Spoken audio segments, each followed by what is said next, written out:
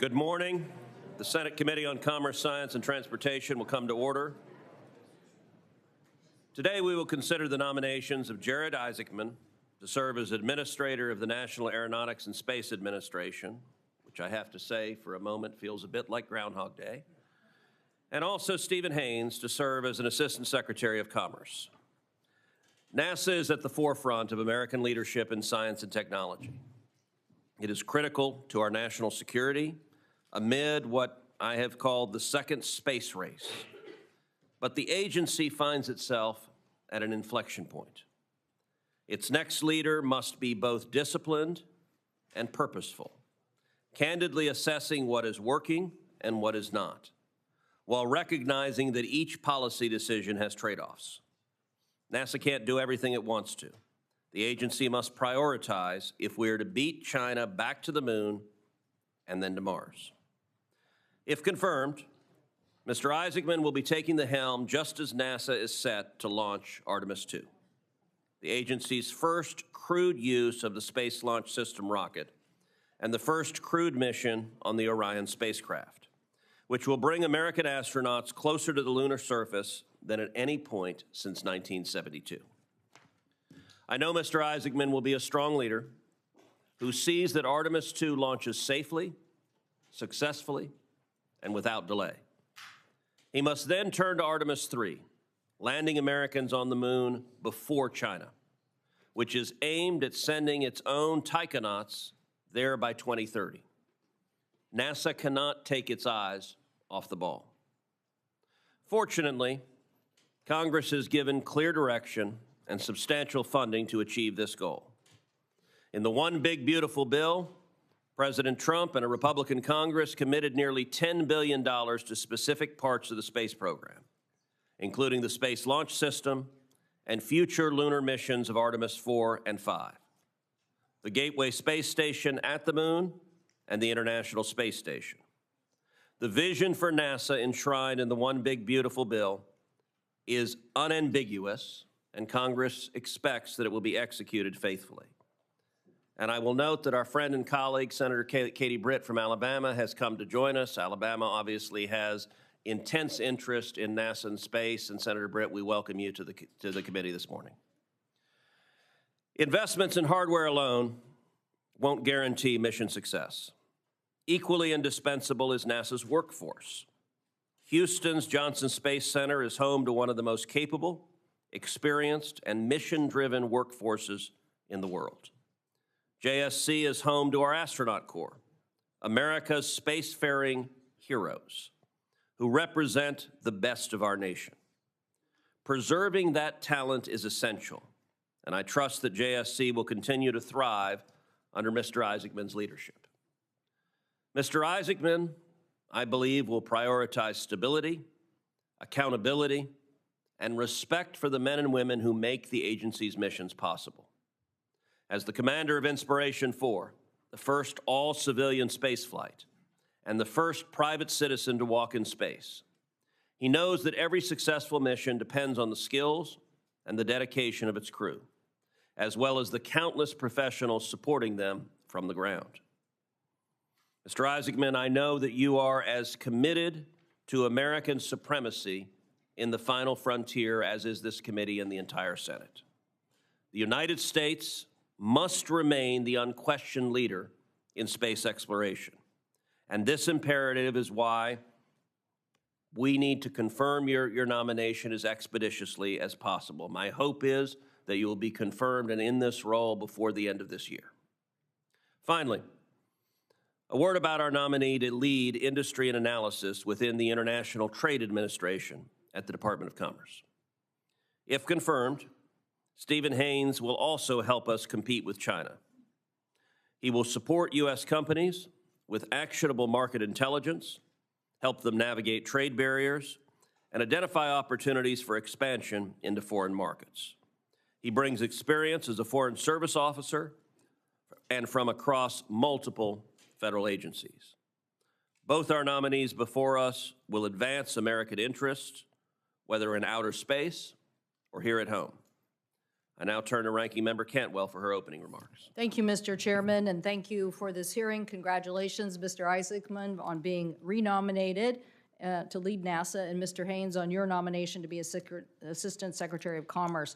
I, too, would like to welcome our colleague, Senator Britt, from a state that has a very robust aerospace community, and look forward to continuing to work with her. And I'd like to say a special welcome to two Washingtonians who are here, Bill Nye, the science guy from Washington, and Mr. Dietrich, who is Mr. Haynes' father-in-law. Great to have you here as well in support of him. Mr. Isaacman, I supported your nomination the first time you came before the committee, and I hope to do so again. I, as the chairman mentioned, hope to get you in this position before the end of the year. But there is no secret that a lot of NASA changes have been made since the last time you were before this committee, including the NASA decision to recompete for the lunar lander, the release of the president's proposed NASA budget, which calls for cutting the agency's budget by nearly a quarter in the workforce, and nearly a third of the science funding cut in half. So given all that, I'm glad you're here. I'm glad you're here to answer questions about NASA's future. And I hope that today's hearing will show that there's bipartisan agreement, strong bipartisan agreement, that we must redouble our efforts to get American astronauts back to the surface of the moon as soon as possible.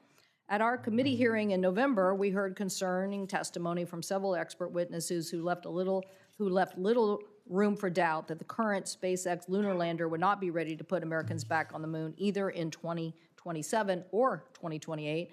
And this is almost certainly would lose the race to China. And I know that you are going to have robust competition. In response, the acting administrator, Duffy, reopened the contract and its competition for the lunar lander that can be ready sooner by the end of 2028. And I think this was the correct decision, and I expect you to continue executing on this plan if confirmed. To be clear, winning the race to the moon is not just about short-term token victories. It is the first step in accomplishing a very long-term presence on the lunar surface, which is strategic economically and in a national security imperative. Mr. Isaacman, I expect to hear from you today about how you will ensure we achieve these goals. NASA is also much more than just a moon exploration program. The agency leads in a number of other vital strategic missions, including aeronautic research, space technology, and of course the agency's critical science mission. NASA is one of the world's leading research and development organizations. I think that's why we have, I don't know, about 50 people waiting outside to get in this hearing room. I think they really believe you're going to get confirmed, and they all want to be first in line to talk about all these developments. NASA is one of the leading research and development organization and agency that feeds a multiple of sectors of innovation, including AI, quantum, advanced aerospace materials, and manufacturing and aviation safety. You and I have had a chance to talk about this issue as it relates to, in my home state, 1,500 companies from a robust aerospace supply chain, including 40 Artemis program suppliers, and this issue of a tech hub working on next-generation thermoplastics that is so critical to all space and aerospace manufacturing to get a high-rate piece manufacturing production.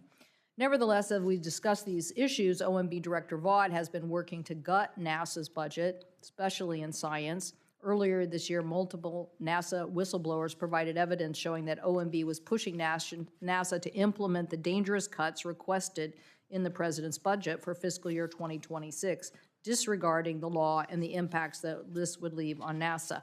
This is just unacceptable. Mr. Isaacman, if confirmed, I expect you will push back on these dangerous ideas and advocate for NASA's budget.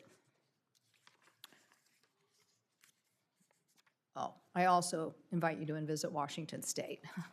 We'd love to continue this discussion on how to generate the next aviation innovation. It's clear that there's a lot going on that will help us on the Moon to Mars mission, not just the 40 Artemis suppliers, but a lot of other issues in how to guarantee our satellite communication for the future and how to make sure that is secure. So thank you again for your willingness to step up to these challenges. Turning to you, Mr. Haines, have confirmed the Assistant Secretary of Commerce, Industry and Analysis. You will be responsible for strengthening the globe's competitiveness in U.S. industry and overseeing key trade analysis.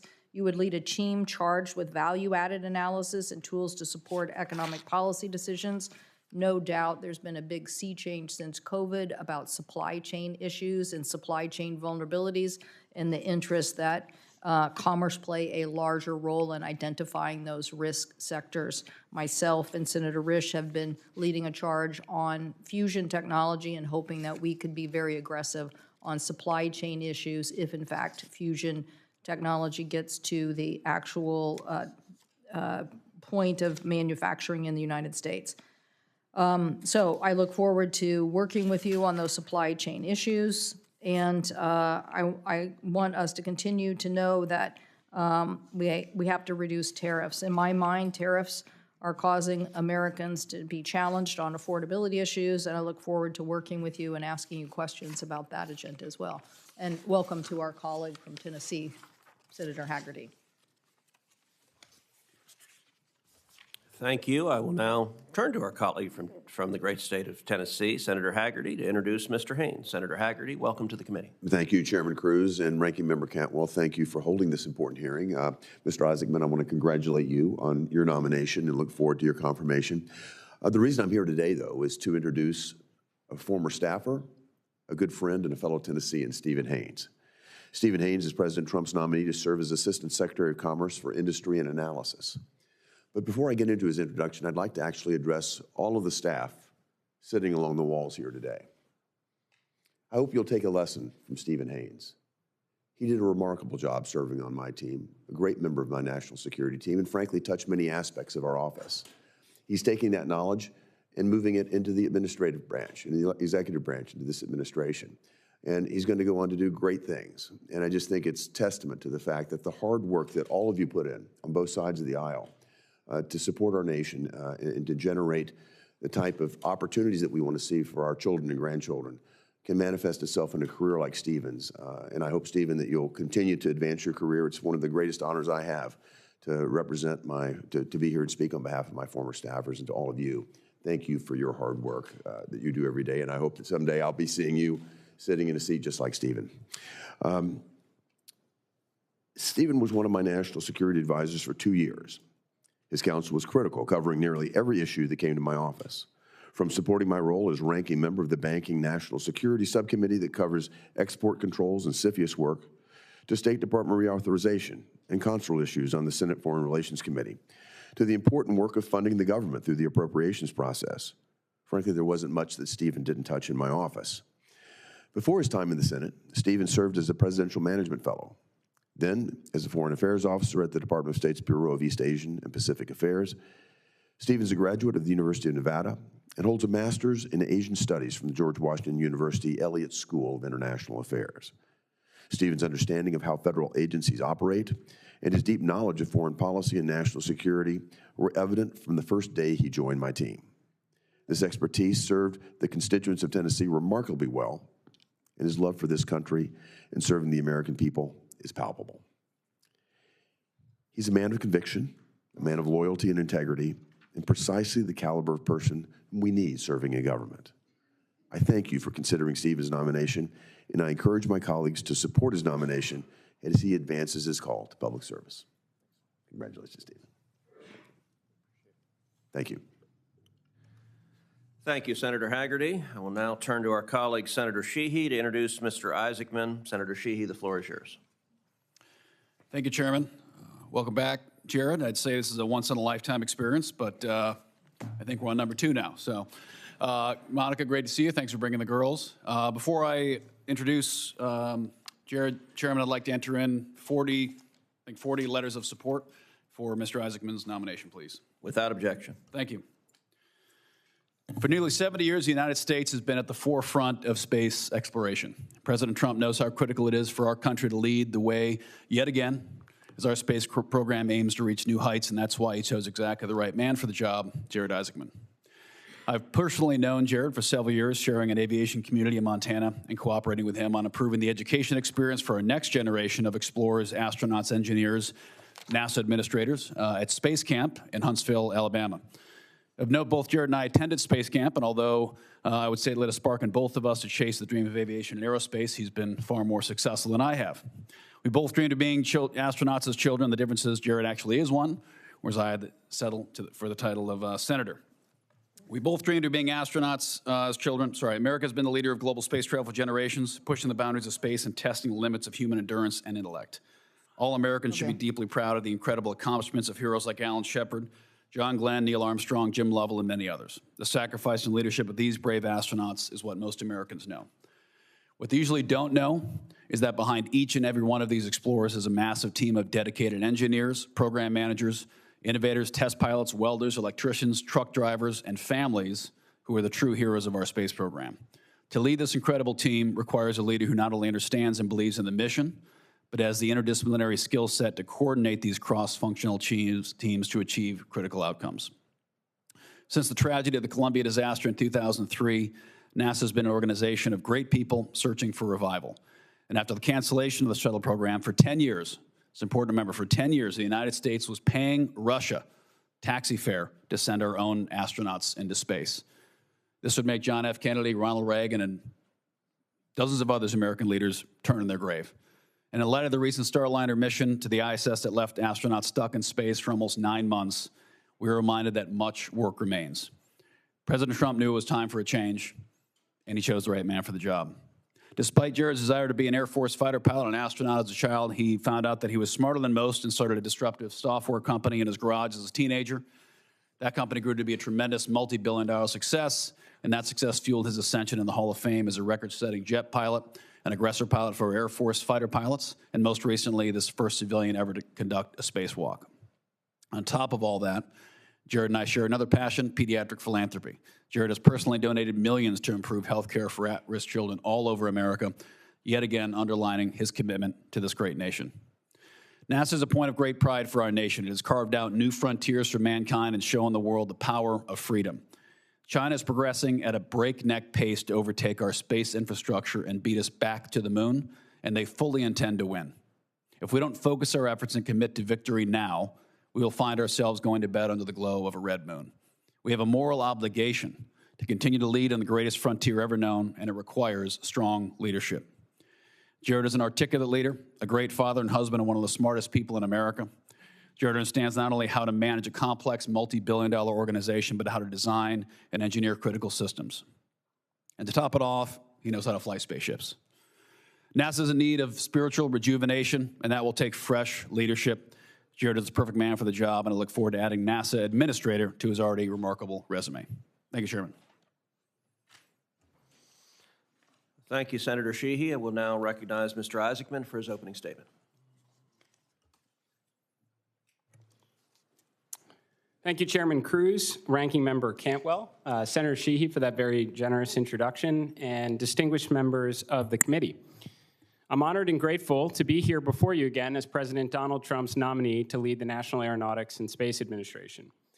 To begin, I'd like to acknowledge my family. So my parents, Sandy and Don Isaacman, behind me, my wife, Monica, my 2 wonderful daughters, Mila and Liv. So over the years, I've found many ways to challenge their patience, and politics is certainly no exception. We are also joined today by 7 astronauts, some of my closest friends and crewmates, together with NASA astronauts that have come to this hearing in support. Thank you very much. I also want to acknowledge and appreciate that Senator Britt from the state of Alabama is here today, so not only home to Marshall Space Flight Center, but also to Space Camp, which is where my journey began. As mentioned before, I have lived the American dream. I've been fortunate to have an amazing business and aeronautics career, to have led 2 notable missions to space, to help charitable causes that matter deeply to my family. And now I'm beyond thankful for a chance to repay my debt to this nation by serving alongside the brilliant minds at the world's most accomplished space agency. The last time I sat before you, I introduced myself, my qualifications, and the challenges and opportunities ahead. This time I'm here with a message of urgency. After more than a half-century, America is set to launch NASA astronauts around the moon in just a matter of months. This is a challenging endeavor, to say the least, and one that requires full-time leadership. Secretary Duffy, in his letter to this committee endorsing my nomination, emphasized this point. The message is shared by more than 4 dozen other letters of support, including an online petition started by members of the NASA workforce and a letter from 36 NASA astronauts who, like me, have sat through anomaly investigations, launch and flight readiness reviews, and have accepted the risks of going to space and understand what is at stake. And I know it's not lost on anyone in this room that we are in a great competition with a rival that has the will and the means to challenge American exceptionalism across multiple domains, including in the high ground of space. This is not the time for delay, but a time for action. Because if we fall behind, if we make a mistake, we may never catch up, and the consequences could shift the balance of power here on Earth. This Congress, and specifically this committee, understand the urgency of the moment, placing a historic investment in human space exploration that President Trump signed in the One Big Beautiful Bill. It's now time for NASA and its partners to deliver. To that end, I want to assure you, senators, I'm not here for personal gain, to favor or enrich contractors, to close centers, or disrupt programs that are essential to completing America's objectives in space. If confirmed, I'm here to bring urgency and an extreme focus to the mission, to do all I can working with the best and brightest at NASA to lead humanity's efforts to unlock the secrets of the universe and ensure American leadership across the last great frontier. In concert with that grand endeavor, we will ensure the following: the success of the Artemis program that President Trump began during his first term. America will return to the moon before our great rival, and we will establish an enduring presence to understand and realize the scientific, economic, and national security value on the lunar surface. Along the way, we will pioneer the next giant leap in capabilities to extend America's reach even further into space, including expanding and accelerating investments into nuclear propulsion, both nuclear electric and nuclear thermal, and surface power programs. These efforts, in addition to industry partners building reusable launch vehicles, will set the stage for future missions to Mars and beyond. We will never accept a gap in capabilities again, not with our space station presence in low Earth orbit or our ability to send American astronauts to the moon. We will strive to build an orbital and lunar economy that can fund the future we all want to see in space someday and not rely exclusively on the taxpayer. We will begin making the investments now for the inevitable spacefaring future that is just on the horizon. We will make the most efficient use of every dollar allocated, pushing for more X-planes, more rovers and telescopes, more exciting missions like Hubble, James Webb, and Dragonfly, with the aim of enlightening the world through breakthrough scientific discoveries, knowing that if NASA doesn't do it, no one else will. Some of the most talented people in America show up to work at NASA. Alongside a reinvigorated culture and an intense focus on achieving the near impossible, what no other organization is capable of or even dares to accomplish, we will achieve these objectives. And when, not if, we get the job done, it will be because of the professionals at NASA, our international and our commercial partners, this committee and Congress, and President Trump's administration that will have succeeded in ushering in a new golden age of science and discovery. We'll do it for America, for humankind, and in doing so, we will inspire the world and generations to follow to take us even farther. We are just getting started on the greatest adventure in human history, and with urgency and purpose and extreme focus on the mission, NASA will lead the way. Thank you. Thank you, Mr. Isaacman. I now recognize Mr. Haines for his opening statement. Thank you, Mr. Cruz. And here I was thinking that all the fanfare outside was for industry and analysis, but not the first time I've had my bubble burst. Chairman Cruz, Ranking Member Cantwell, distinguished members of the committee, it's an honor to be with you here today. I'd like to thank President Trump, Secretary Lutnick, and Undersecretary William Kimmett for putting their confidence in me to serve as the Assistant Secretary of Commerce for Industry and Analysis. I'd also like to extend my deepest gratitude to Senator Hagerty for introducing me today. I feel incredibly fortunate to have his mentorship and support. It's also an honor to have several of my family members here with me, starting with my incredible wife, Erica Haines, who's sitting behind me. Our first year of marriage, she asked me what I wanted to do with my life career-wise, and I thought I gave her the right answer, which was to be a good dad, to be a good husband, and she gently reminded me that that was the bare minimum and challenged me to aim higher. And her continual love and support over the past 10 years of marriage has challenged me to do just that. Our first son, Henry, is here as well. It's the honor of my life to be his dad and to have him by my side. His little brother, Oscar, has been on the planet for a total of 10 weeks. And so he decided to forego the hearing, stay home with his grandmother, probably taking a nap right now. My father-in-law, Guy Dietrich, is here from Washington State. Thank you for being here, as well as one of my 3 older sisters, Heather Prey, and her husband and my best friend, Charlie Prey. My parents, Paul and Christy, were unable to make the trip to Washington, D.C. today. but they're proudly watching from home in Franklin, Tennessee. I inherited a tenacious work ethic and a drive for excellence from my father and a sense of faith and conviction from my mother. They shaped me into the man I am today, and there's no way I could ever repay them for that. I grew up in Franklin, Tennessee in the 90s at the height of Pax Americana. I distinctly remember driving home from school with my mom and her telling me that we lived in the greatest country in the world. And even at a young age, I was filled with a sense of pride and excitement and expectation for the future. I truly felt lucky to be an American. And I carried that pride with me as I left America to study abroad and then start a career in the oil and gas industry in Asia. No matter where I went, who I met, what I did, I always carried that sense that there was no place like home. My home, the United States of America. And then in the early 2010s, I started to notice a shift, like a lot of people, in the global geopolitical and economic landscape. And for the first time in my life, America's future felt uncertain and not guaranteed. And so through the loving encouragement of my wife, who's from the area, decided to move to Washington, D.C., leave the private sector, and pursue a career in foreign policy and national security via public service. And that journey has led me to multiple roles at the Department of State, the Pentagon, here in the United States Senate, and now for the second time at the Department of Commerce. The colleagues that I've worked with, along with the experiences that I've gained, have all somehow culminated in the necessary preparation for this specific nomination. For 6 months prior to this nomination, I had the privilege of performing the duties of the Assistant Secretary for Industry and Analysis, learning its policies, its people, portfolios, budget, contracts, learning every facet of the organization. And it's because of that I feel a sense of pride and excitement to have the opportunity to lead the organization in an official capacity.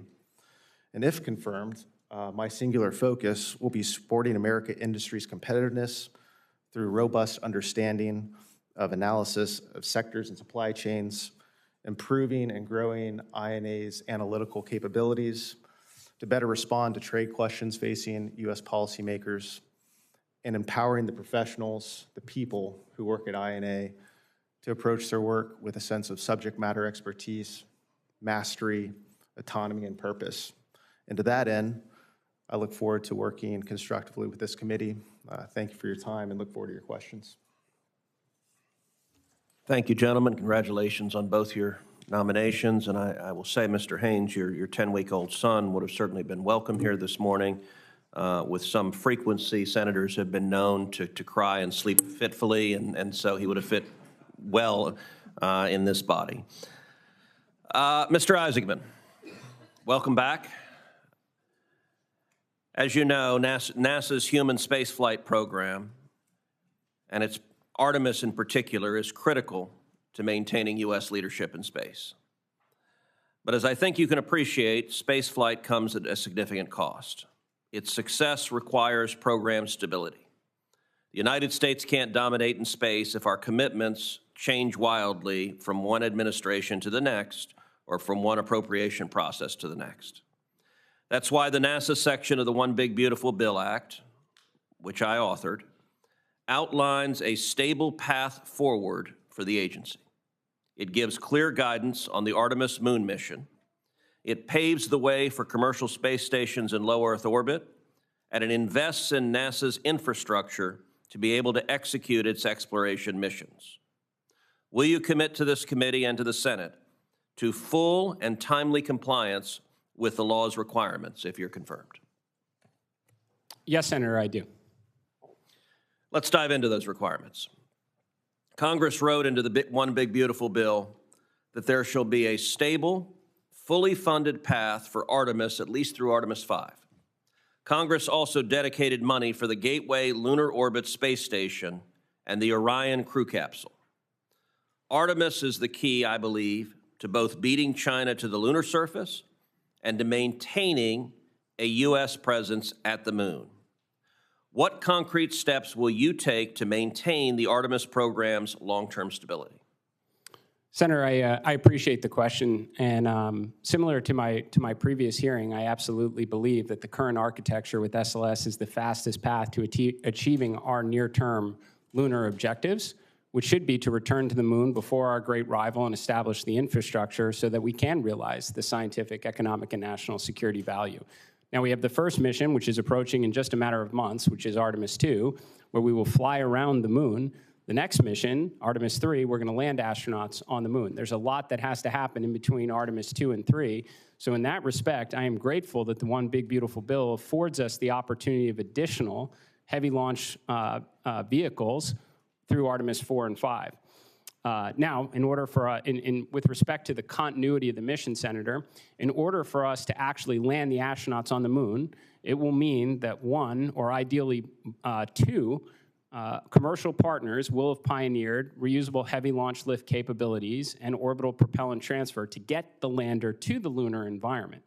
And when we see American astronauts walk on the moon again, it means one or both of them were successful. So in doing so, after completing the Artemis 5 mission, which is already contemplated in the One Big Beautiful Bill, we should have numerous options available to us to have routine and affordable missions to the lunar surface for continuity beyond Artemis 5. It's also part of U.S. law that it is American policy to have sustained human habitation either on the moon or in cislunar orbit. Do you agree with that objective, and do you commit to doing everything humanly possible to achieving it? I do, Senator. I think the President of the United States would be very excited to see a lunar base. And I will say, just a minute ago, you talked about competing providers. I want to be very clear. I have no particular interest in one provider versus another. My interest is in making sure the objective is achieved.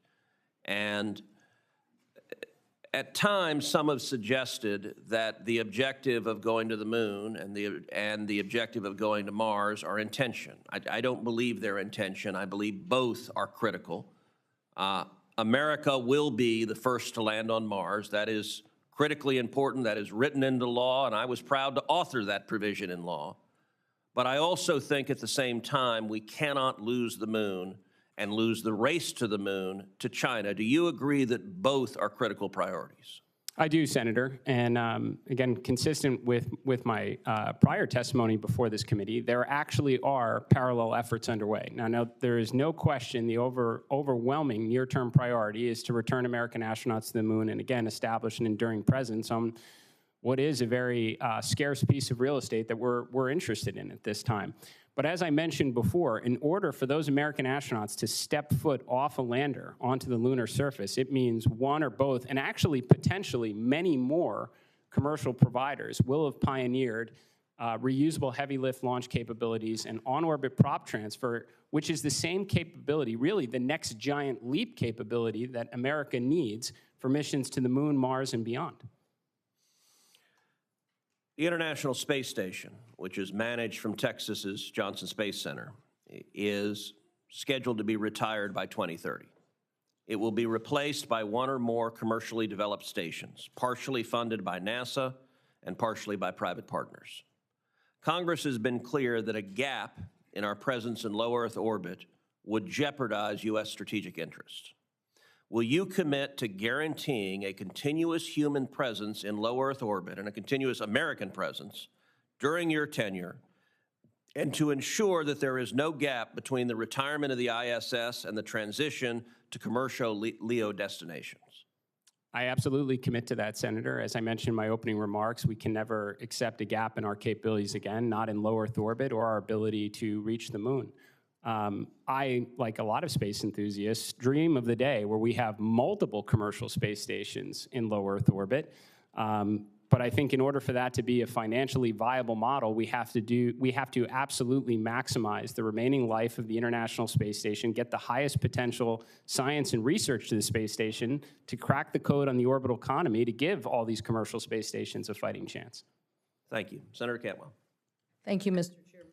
Thank you, Mr. Chairman. Sorry, I had to step out for a minute and take a call from another member, but I just want to make sure I heard everything you just said correctly on this. So when Secretary Duffy, as the acting, announced NASA would reopen to compete Artemis 3 human lander to ensure America would reach the lunar surface in 2028, you agree with that decision, and will you fully commit to this recompetition?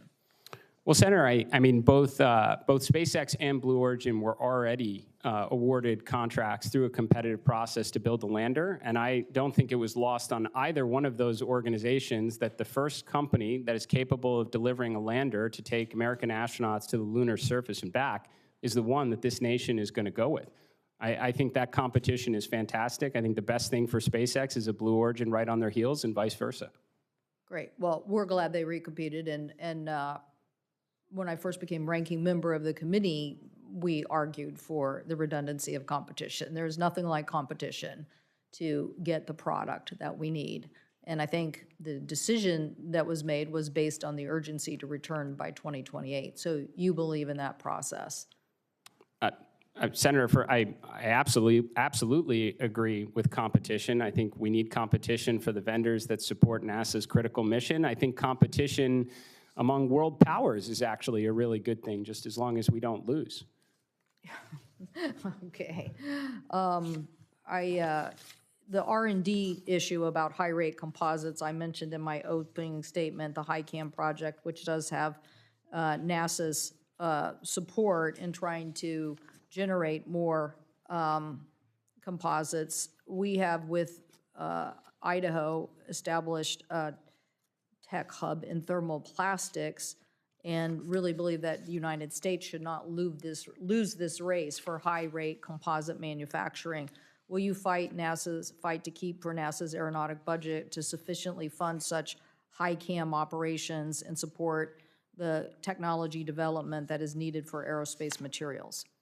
Senator, I think it's squarely in the responsibility of the aeronautics portion of NASA to work on the absolute cutting-edge materials that will ensure the competitiveness of our aeronautics industry well into the future. Okay, and then how can you further leverage NASA's university work for development and research? I think, there's a couple parts to that, Senator. First, I think in general, it's part of NASA's responsibility towards inspiration and STEM education to award grants to academic institutions that give students hands-on opportunities with hardware, ideally inspire them to want to graduate and either work at NASA or contribute to industry. Also, I just think it's a great way to, crack the code on important research that's going to bubble up towards NASA achieving its important objectives. Okay, thank you. And Mr. Haines, how do we get this supply chain onshoring or supply chain materials similar to this same subject? One of the reasons I became interested in the Tech Hub is actually an Idaho employer came to me and said, "Do you understand the Europeans are trying to buy us?" And I was like, "No, I didn't understand that." And he said, "Yes, everybody's looking for the best technology, and they see it in our country, and they want to buy it, and we're not doing it and creating the supply chain." So how do you think this job and role you can help improve supply chain identifications for America's competitiveness, particularly in manufacturing? Oh, thank you. Thank you, Senator. One word simply is mapping. We're doing this across a wide variety of sectors. Critical minerals, one. Mine to market is a term that we use often. We have to understand the supply chain, understand where their choke points are, if any.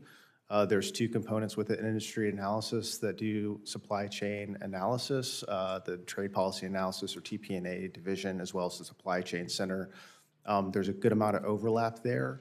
If confirmed, one of my sole focuses is going to be to supercharge our analytic capabilities, bring some in-house currently out-of-house tools in-house to be able to answer specific questions just like that, and be able to have a little bit more ball control in terms of mapping and analyzing supply chains. And do you look at this issue as a true competition issue with China and other countries to make sure that we are mapping these supply chains? It absolutely is. It's a competitive issue across the board. I would say yes, Senator. Okay, and then there is a legislation sponsored by myself, Blackburn, Blunt, Rochester, and Young on promoting resilient supply chain. Will you look at that and tell us whether you can support that legislation? I have looked at it. We provided an initial TA, and if passed, I'd be happy to implement it to the fullest extent and work with the committee to do so. Do you see any problems with it now? I would have to read the bill over again. The current text is escaping me, but I'm happy to do that. And For the get back record, to that you. would be great. Thank you so much, Mr. Chairman. Thank you. Senator Moran. Chairman, thank you. Thank you and Senator Cantwell for exhibiting greater speed than the normal Senate process in having this hearing in hopes that I'm pretty sure glaciers move at greater speed. we share that view, Mr. Chairman, and nice to see that this committee is moving forward in regard to consideration of confirmation of a new NASA administrator.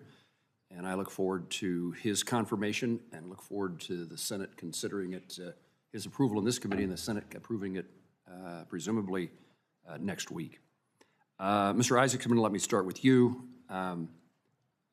My intended questions changed a bit because I received a letter this week from a Kansas farmer. And it captured my attention because I certainly share the views of Senator Cantwell and Senator Cruz in regard to the moon and Mars, and that's, I suppose, what nationally the public thinks about NASA is that we're on our way to some object in space, and we're exploring space. But NASA has lots of roles. You've talked about STEM education being one of them. I want to mention for a moment the Mission Directive of Science. And the letter that captured me is from a Kansas farmer named Mr. Roth, and he indicates to me that NASA's earth science investments, I'm reading from his letter, now directly support U.S. farmers in ways that were unimaginable even a decade ago. Tools based on NASA's data and science like OpenET, NISAR, the Rangeland Analysis Platform provide real-time, field-level insight into soil moisture, biomass, drought stress, water use, yield stability. These aren't future technologies, he says. They are already built, functional, and being used in states like mine today. He mentions FIAT is a national farmer science partnership that brings early development producers together with NASA researchers to co-develop practical on-farm tools using satellite data. This mission is to unite farmers with NASA to turn Earth observation technology into real-world decisions that support profitability, water efficiency, and risk reduction. Kansas farmer found value in NASA. It's something that we don't always talk about and think about when we think about space. I'm looking for your thoughts in response to what this farmer is reminding me of. How do you see NASA supporting or operationally developing the satellites that support precision agriculture? Tell me your response to this idea that NASA has a role to play in the everyday lives of Kansas and American agriculture. Thank you for the question, Senator. At the present time, we only inhabit one planet, and Earth science is pretty vitally important. It's a role that NASA has had since the agency was established. We have Landsat satellites up there that are looking down, understanding droughts and flooding and wildfires, natural disasters, this almost essentially in real time that obviously play a direct role on the agriculture community. There's obviously our GPS constellations that are, going to go hand in hand with agriculture equipment for next generation farming. So I do see this as a vital role that NASA continues to fulfill. I thank you for that statement, that commitment. I'm pleased to be a member of this committee, and I chair the subcommittee on aviation and space, but I also serve as the chairman of the Senate Appropriations Committee that funds NASA as well as the Department of Commerce. And Mr. Isaacman, have you had a chance to look at our budget, our appropriations bill, in any response to what our committee has approved and what we expect to be on the Senate floor in the next 2 weeks? Well, Senator, I don't think I can really comment on any pending legislation other than to say that we will absolutely maximize every dollar Congress affords to the agency. Would you expand that commitment to say that you will execute the funding that we provide to NASA in this legislation as it's intended to be spent? Senator, I will always follow the law, sir. Thank you.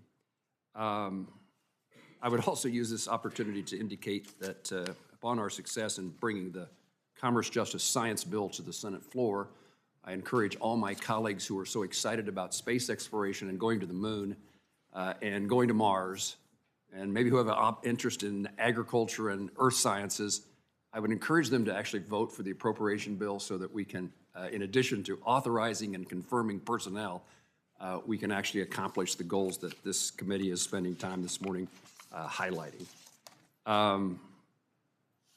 Let me ask about another aspect. I have 14 seconds. Let me ask a question in fairness so that the gentleman from Tennessee is not ignored. It a bit follows the question of Senator Cantwell, and that is making sure that you using ITA not only as a trade remedy for export promotion, but to be a proactive partner in shaping industrial policy, improving supply chain resiliency, and strengthening U.S. competitiveness. Tell me that you believe that's a significant component of what your job is and will be. Thank you, Senator. That is the core component of the job. Thank you. Thank you, Mr. Chairman. Thank you, Senator Moran. And Senator Kim has very kindly agreed to allow Senator Moreno to skip in front of him in line, since Senator Moreno has to preside on the Senate floor. So thank you, Senator Kim, and I recognize Senator Moreno. Thank you, Senator Kim, and that doesn't mean I'm going to be less harsh on you in the pickleball court.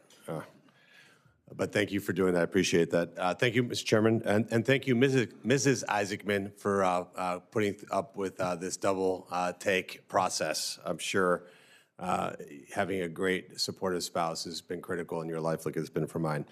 Mr. Isaacman, as the administration looks to accelerate Golden Dome and strengthen national security space capabilities, how do you see NASA and the U.S. Space Force better coordinating their work in power, propulsion, communications, and hypersonic missile testing, especially given the unique test environments at places like Armstrong Test Facility to avoid duplication and move faster? Thank you for the question, Senator. So clearly NASA's job is the peaceful exploration of air and space. It's also not lost on us that this is a domain that is of great strategic importance. And I do think in a fiscally constrained environment it is important that we are not having duplicate infrastructure or various bespoke programs when we could have a more unified approach to it. So for example, a lot of the work that is done both at Glenn and Marshall Space Flight Center with nuclear has applications for peaceful exploration of space, surface power programs, but also Department of War implications. And I'd hope that we could collaborate, at least with some of our counterparts in other agencies, again, to avoid any duplicative spending or inefficient application of resources. That's great. Speaking of nuclear, at NASA Glenn Research Center, we're leading the development of a 100-kilowatt lunar fission reactor. How should NASA build on this leadership in nuclear power and propulsion to ensure that the U.S. stays ahead in returning to the moon and reaching Mars? Well, Senator, I love that question. I think NASA is funded by the taxpayers to do the near impossible. As I mentioned in my opening remarks, what no other agency or organization or even company is capable of doing or dares to do. I think NASA should be evolving to work on grand, almost mini Manhattan Project nuclear programs that have the benefit for surface power applications, especially when you're out of sunlight or you're undertaking discovery missions, let's say past Mars, for example, or even actually on the surface of Mars for manufacturing propellant. So I think there is this working, whether it's on nuclear electric propulsion, nuclear thermal propulsion, surface power programs, there is a ton of applications that NASA should be working on in that regard. And when NASA does work on the near impossible, what no one else is doing, it attracts the kind of talent that wants to participate in those programs and achieve these kind of, I guess, world-changing breakthroughs. I appreciate that, and look forward to having you and hosting you in Cleveland at NASA Glenn. Very easy trip from home, so I won't keep him long. He'll be home for dinner if he comes and visits, as opposed to Texas, really far away. It's a very out-of-your-way trip to go down there, but Cleveland right around the corner. Mr. Haines, the U.S. depends on specialized aerospace supply chains. What is your plan to strengthen domestic component manufacturing and reduce reliance on Chinese suppliers? Thank you for that question, Senator, and thank you again for meeting with me yesterday. I appreciated the time and hearing what your priorities are.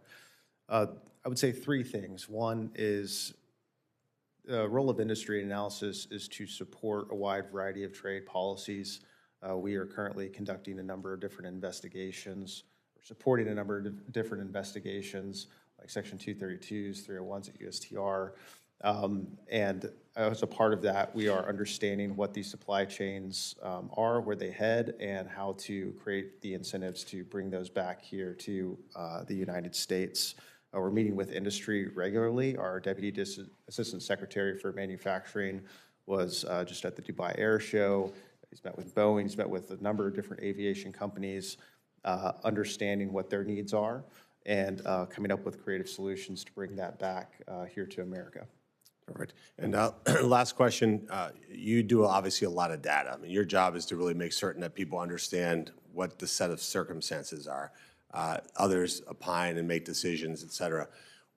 Would it be possible without President Trump's policies for us to have gone from 51% of the cars sold in America being made in America at the beginning of this calendar year to where we are right now, which is at 57% and climbing of the cars sold in America being made in America? Without President Trump's policies, would that 6-point swing in less than a year have been possible? No, Senator. Thank you. No questions. Thank you, Mr. Chairman. Thank you. And now I recognize Senator Kim. Thank you, Chairman. Mr. Isaacman, good to see you again. Last time around, we had a lot of opportunities to be able to talk between the two of us. We both stress how important NASA is and space exploration is to our country, to our science. And while we didn't see eye to eye on everything, I was willing to support you. Now you come before us again. And one thing that has come up that is on my mind right now is having seen a document named Project Athena. So I guess I just want to ask you, what is Project Athena, and do you stand by what is in that document?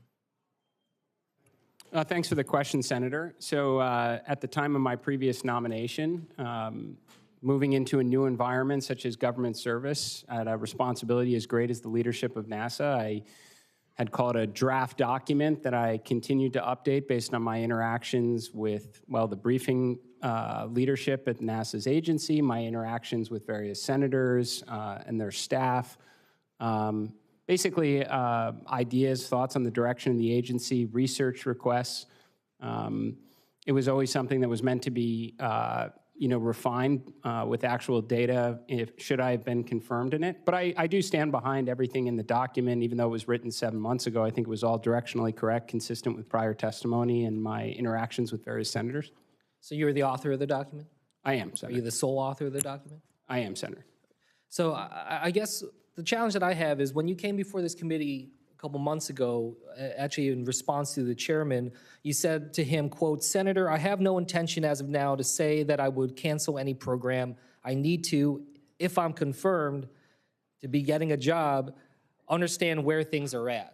You know, and what we had talked about is that if you were confirmed that you would go in, you would allow yourself to be in the job before you make these decisions. You would engage with the NASA employees and others. So when I see in Project Athena comments like calling for a reevaluation of sustained lunar presence, I mean, you said to the chairman today that you're committed to Artemis, committed to an enduring presence on the lunar surface, but then you just tell me right now that you stand behind the document and stand behind, I assume, this statement about reevaluating the sustained lunar presence. So I'm just having trouble understanding what to believe. So do you stand by that comment in that line in Project Athena about reevaluating a sustained lunar presence? Well, Senator, I mean, it was 62 pages worth of material, so I imagine any one sentence or so can be taken out of context. But in my prior testimony before this committee, I said it was imperative for us to realize our near-term lunar objectives. I think at the time I said, and determine the scientific, economic, and national security value of being on the lunar surface. I think today I come before you because there's overwhelming clarity within the administration of not only to return the moon before our arrival, but also establish the infrastructure for an enduring presence. So that naturally, 6-7 months is an awful lot of time. But I would say, Senator, there's probably 10 pages within that plan that call for research requests to make sure that you gather the accurate information to inform a definitive plan. But I certainly do stand behind the idea that if anyone's going into a position of great responsibility, it's better to go in with a plan than none at all, sir. But isn't it better also to have humility in the job and to be able to go and engage the experts and the scientists who have been doing this work? I mean, I don't mind people having a vision and having priorities, but you had told this committee that you would hold off on making up your mind, but the document very much came. And I wasn't trying to take anything out of context. I'm giving you the opportunity to explain it. So like, you know, for instance, you responded to a colleague of mine about the importance of climate science and the role that science is playing, NASA is playing in that way. But in the Project Athena, you say, quote, well, you say NASA should be, quote, taken out of taxpayer-funded climate science business and leave it for academia to determine. That stands in contrast, I feel like, with things that we've heard you say before. So I guess I wanted to ask you, do you stand by that statement of taking NASA out of climate science business? Well, and Senator, first of all, I completely agree with you, by the way. I think humility is an important quality of leadership, and that's why, again, I would say if it's not 10 pages, it could be 20 pages of the 62 that specifically call for research requests from across the associate administrators, the various subject matter experts to inform a definitive plan. That's throughout the entire document. The statement here did not seek a request. It was determinative in saying that it should take out, and also in terms of, you know, laying out cutting of thousands of civil servant positions. So look, I'm out of time. We will follow up. But as I said, I'm trying to be someone who can work together. I think this needs to be bipartisan going forward. But some of what I saw in that document, so in contrast to things that I heard you say before, at least what you have assured me about, it's okay to say that you changed your mind or that you don't agree with everything that you said in that document. I had expected you to say that, but instead when you come here before us today and say that you stand behind what's in that document, that causes us to have further follow-up here to understand what your positions are. And Senator, I would welcome any opportunity to get together, and I would happily talk through anything in that plan or that document and give you the rationale behind it, and I'd welcome your feedback. To do this job is going to absolutely take the cooperation with this committee and the Congress. Thank you for that. And with that, I'll yield back. Thank you. Mr. Isaacman, I wanted to ask you, so let's just pretend you're in Missouri among a group of students, constituents, just a good cross-section of my state. If you were to answer the question, why is it important that the United States of America gets to the moon first or gets to Mars first ahead of the Chinese, what would be your answer? Well, Senator, I think there's a couple reasons, one of which is fulfilling a promise that's been made by every president since 1989 and over $100 billion that's been funded by taxpayers on our grand return to the moon. I think it's imperative that we do so, and failing to do so calls into question American exceptionalism beyond just our expertise in the high ground of space.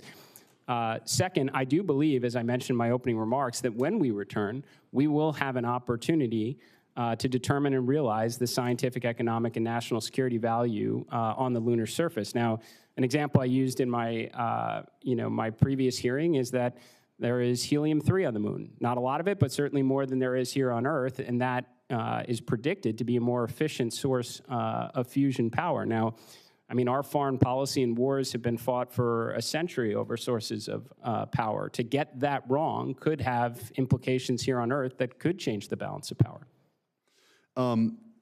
We have in this country, I think, a pretty robust ecosystem of new companies, small businesses, sort of disruptors that have entered the fray here as it relates to whether it's commercial space exploration or travel or what have you. How can NASA, in your role, help sort of cultivate that, work with them? Because I do think that's one of the advantages we have over China in this race. What can you do as in this potentially this new role? Senator, it's a great question, and a lot of people do believe generally these are new developments, but in reality, going back to the 1960s in the space race, NASA worked alongside some of our great aerospace companies. I mean, whether it was Boeing or McDonnell Douglas and Northrop, for sure. sir. So a lot of those names are still very relevant within the space program today. And then there's also a lot of new names that is, referred to sometimes as new space or commercial space. I think it's going to take, the contributions of the many to do the near impossible. Now, where NASA can play a role is consistent in the past, which is sharing its expertise and talent to help these new companies. When NASA does tend to figure out the near impossible and it's mature enough technology to hand it off to industry where innovation can improve upon the capability and lower cost, that's a great outcome. I also think NASA can do a very good job expressing the need. What is the requirement? Because there are lots and lots of commercial space companies now. I think Ranking Member Cantwell mentioned, I think she said over 1,000 in her state alone. That's fantastic. We just want to make sure they're all working on things that bubble up to our most important objectives. So I think NASA can do an even better job of working with industry to outline the problems that need to be solved and ensure we're kind of concentrating American ingenuity in the right direction, sir.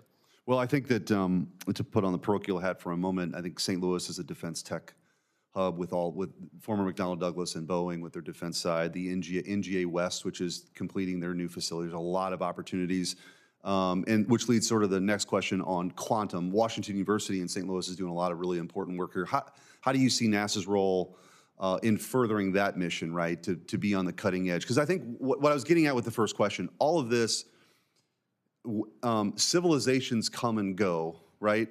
And in many ways, whoever has the most advanced technology, whether it's warfare or on the more the commercial side, they tend to thrive and win this great competition. And NASA is going to is playing a very important role, continue to play an important role. How do you see on the quantum side NASA working with research institutions and the private sector? It's an excellent question, Senator. So, thank you, by the way. Yeah. Thank you for that. I mentioned earlier about the importance of determining the orbital economy. So for 60 years, other than a few exceptions, the space economy has still come down to launch, observation, and communication, which is largely funded by the government. And if we do want a very exciting spacefaring civilization in the future with lots of space stations and orbital, lunar outposts and Mars bases, we're going to actually have to figure out that economy. There's a lot of prospect when it comes to quantum computing, quantum communications, and what I would like to do is ensure that the highest potential science and research has a expeditious path to the International Space Station so we can maximize that remaining life and then hopefully crack the code on the orbital economy that gives all the commercial space stations a fighting chance. So quantum has a number of applications that can take advantage of the unique environment of microgravity, sir. Well, thank you for your service, and I wish you all the best in this new position. Good luck. Yep. Welcome, gentlemen. Welcome to the committee, and congratulations on your nominations. Mr. Isaacman, welcome back to the committee. You were here before for this position, and as we all know, President Trump withdrew your nomination earlier, citing concerns with your, I believe, political donations to Democratic candidates. And in a July 6th post on Truth Social, the president also stated that it would be absolutely inappropriate for you to head NASA, given your close relationship with SpaceX CEO Elon Musk. Since that time, there have been additional reports that in the time between your nomination being pulled and now being renominated by the president, I think you've donated roughly $2 million to President Trump's super PAC. So based off this information, I'm concerned that the decision-making around this position may not have been about ensuring NASA has strong leadership to carry out its mandate. So could you please explain what happened to make President Trump reconsider the decision to pull your nomination, and what assurances you may have provided, if any, that your relationship with Elon Musk and SpaceX would not create a significant conflict of interest for you in this role? Well, Senator, there's a lot there, so I will try and hit it all. If I miss anything, please ask me to correct. So first and foremost, I wouldn't even begin to want to speculate, why the president nominated me, withdrew it, and renominated me, other than to say I was grateful for the opportunity in the first place. It was an incredible experience. When the president pulled my nomination, he gifted me an extended summer vacation where I could take my kids on some adventures before they lose interest in me. And then I understand that he ran a competitive process and interviewed several candidates. I was grateful for consideration at the time and happy to be here now. In terms of donations, I think it was covered over the summer. I actually felt I had enough exposure to Washington and got over maybe some of the initial intimidation factors, so much so that I thought perhaps I would have a political career, maybe be able to contribute for all the right reasons. So it shouldn't be surprising that I supported the Republican Party. At the same time period, I probably made 30 times that amount in donations to charitable causes. With respect to Elon Musk, that question comes up. In fact, every story I see that writes about my nomination refers to the Musk ally or the Musk friend. It's funny that in a world where everybody has a phone with a camera on it, there are no pictures of us at dinner, at a bar, on an airplane, or on a yacht because they don't exist. My relationship with Mr. Musk is the fact that I led 2 missions to space at SpaceX because it's the only organization that can send astronauts to and from space since the shuttle was retired. And in that respect, my relationship is no different than that of NASA. Mr. Haines, congratulations on your nomination to such a critical role as well. If confirmed as the Assistant Secretary, you will oversee the Office of Industry and Analysis, which is housed under the International Trade Administration. As part of the office's responsibilities, INA produces trade data that is responsible for informing trade policies and decisions across the federal government. I think it's safe to say, and I hope you agree, that without accurate data, the federal government and this administration risk making short-sighted and ill-informed decisions that could impact domestic industries and workforces, as well as alienate some of our closest international allies. As you may be aware, earlier this year, the president fired the commissioner of the Bureau of Labor Statistics, which is responsible for complying critical economic data like employment numbers, as well as the inflation rate. Not only was this firing clearly political in nature, because the president didn't like what the data said, it also calls into question the accuracy of data produced going forward from the BLS. So my fear is that this firing and other offices throughout the federal government, including INA, which you'll oversee, will face political pressures from the president to produce certain figures, certain metrics that align with his policy goals, rather than actually publishing what the country needs, which is unbiased data and statistics. So my question for you, do you believe that there is any political influence in the data currently being produced by the Office of Industry and Analysis? And how do you plan, if confirmed, in ensuring that INA continues to produce the unbiased data, which is absolutely essential to policy making? Thank you for that question, Senator Peters. The short answer is no, there is no political bias in the data that we produce. And if confirmed, it will be one of my highest priorities to ensure that the data that we receive, both from industry partners, American companies, and from unbiased data sources, both private proprietary, will remain of the highest integrity.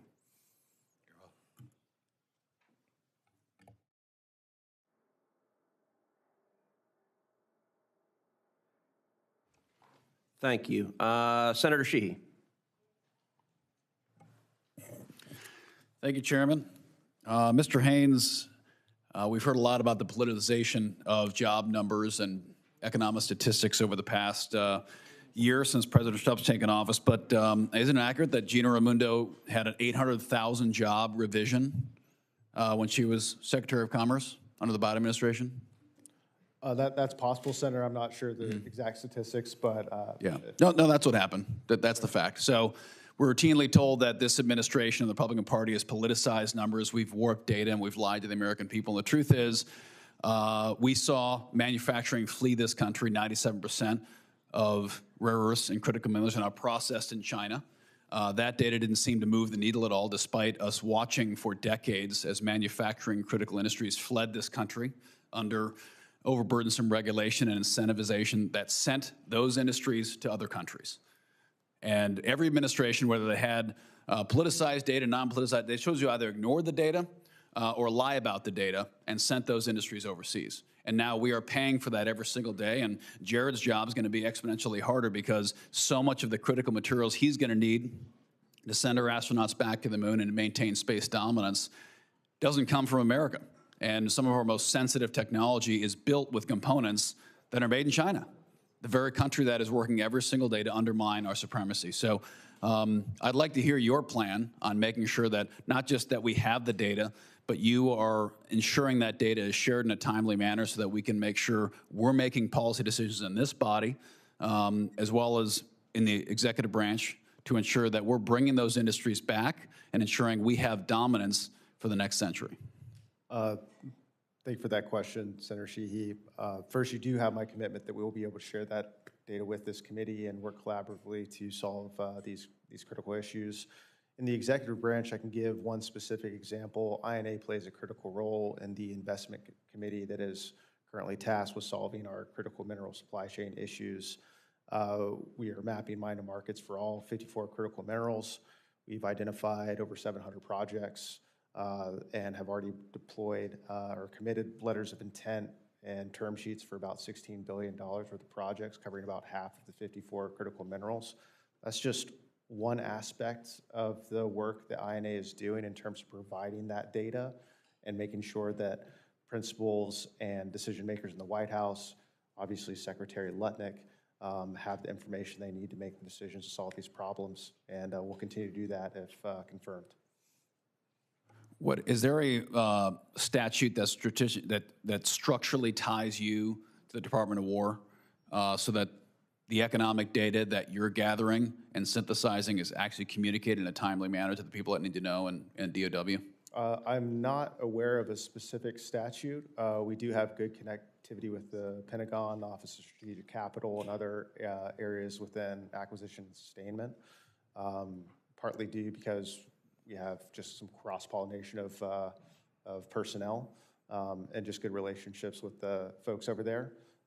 But it could be strengthened, and if there are ideas from this committee of how to strengthen that, I'll be willing to share them and would be willing to work with you to do that. Yeah, I would encourage you to do that because obviously what we've seen, again, especially in the last 35 years, is we've seen a pretty sclerotic bureaucracy overtake our defense acquisition system, which has placed process over outcomes. There needs to be a forcing function that ensures that DOW is not making procurement decisions and national economic strategy decisions related to our defense industrial base that are de-linked from the economic reality of what happens here. And unfortunately, there's not a real feedback loop there, and the results have been apparent. You know, China builds ships 230 times faster than we do. You know, they have the ability to put more planes in the air at times than we have missiles to shoot them down. They have more material on the battlefield, the ability to project that power. And when we talk about the space economy, you know, every American interacts every single day with space, 1,000 times, a day. They don't even realize it. GPS, without thinking about it, we press go on the Apple Maps and don't realize that if we don't have an orbital infrastructure that provides that GPS data, life shuts down. I mean, Uber doesn't show up at the street corner with you anymore. Your DoorDash doesn't arrive. Our entire life evolves around an orbital economy that will be critical in Jared's new role, but probably even more critical given your role to ensure we understand that those rare earths, the quantum computing that Senator Schmidt talked about, that all is going to derive from the data you provide, DOW, to make sure that our economic supremacy goes hand in hand with our military supremacy. So I would encourage you to try to make that link a little more structural and strengthen that because it's going to be absolutely critical in the next 10 years. Thank you. What do you think, Senator? Thank you. Senator Markey. Thank you, Mr. Chairman. Good to see you again, Mr. Isaacman.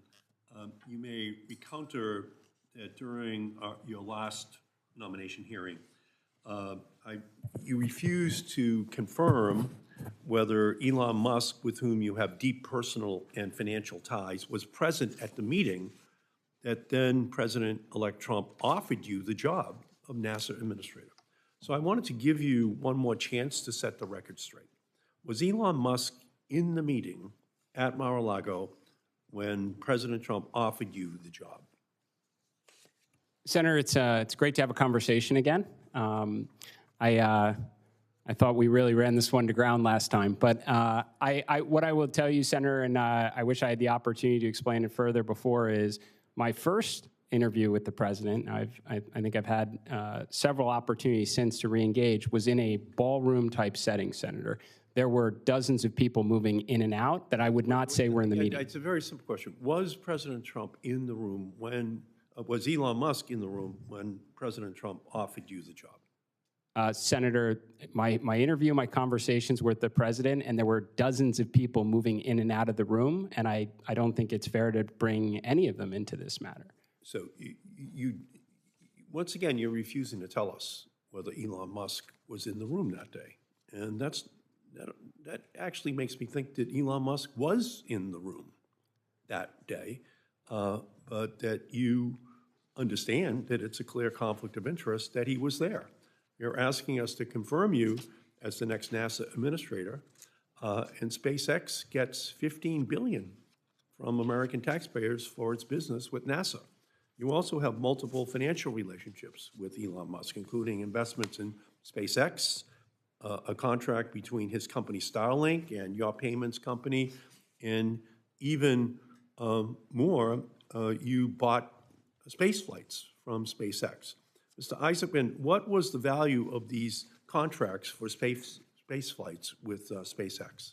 Well, I mean, Senator, just to clarify on these points, I have no direct or indirect equity exposure to any aerospace company, including SpaceX. I have disclosed all of my financial ties to the ethics officials at NASA, as well as the Office of Government Ethics. They've generated an ethics letter. I fully intend to adhere to it. I more than acknowledge that I went to space twice with SpaceX, but I point out they're the only company capable of sending astronauts to and from space since the shuttle was retired. My relationship with them is no different than NASA's. In fact, if there was more than one company, I suspect I would have paid less. So what was the value of the contracts for space flights with SpaceX?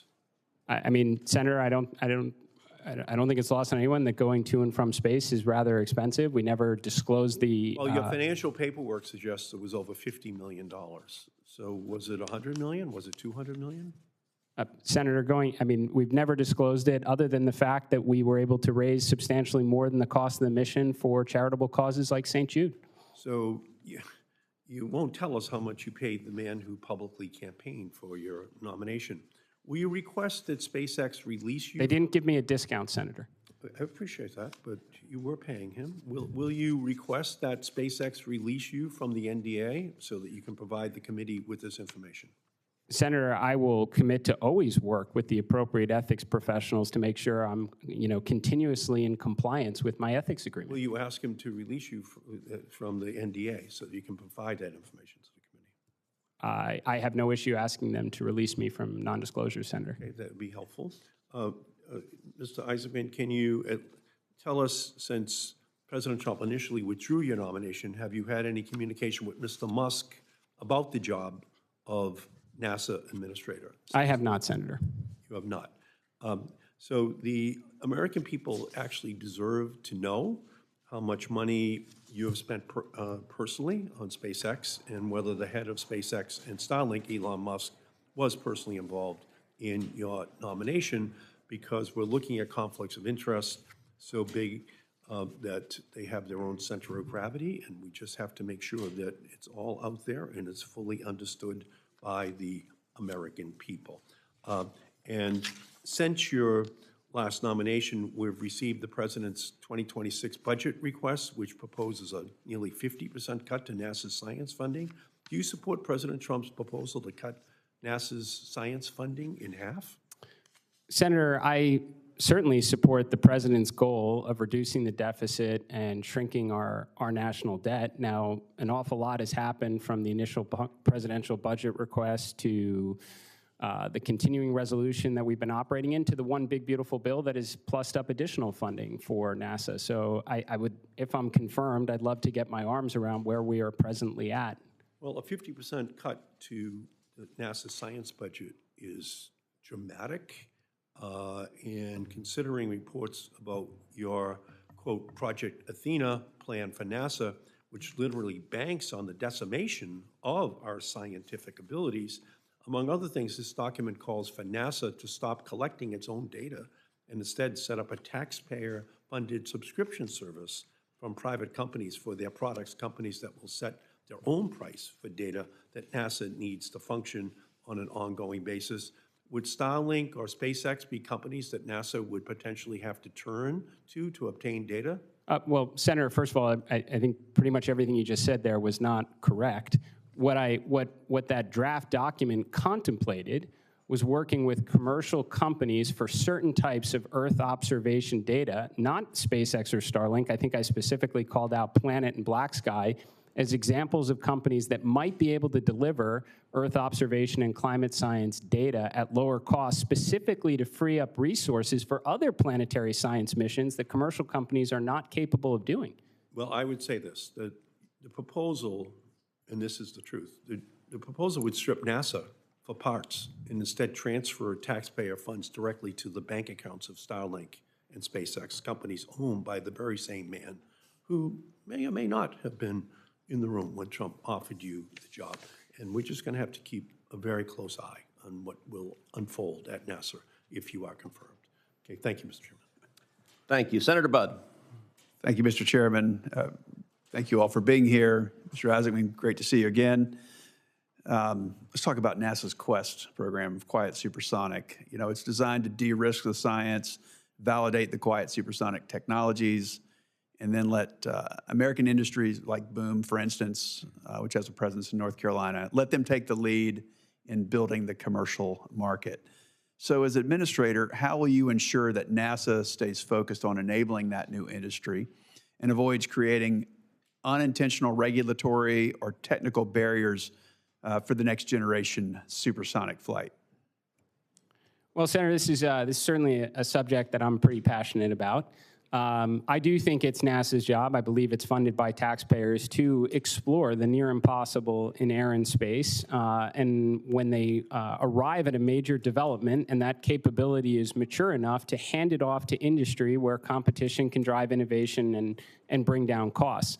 X-59 is an interesting example. There is some overlap with what Boom's doing. I think actually Boom is an extraordinary company. I'd love to see a lot more American companies trying to break the status quo and take on big, bold projects like that. I think NASA just needs a lot more X-planes, honestly. That was a really exciting one that we all had an opportunity to watch rather recently alongside the recent performance from Boom.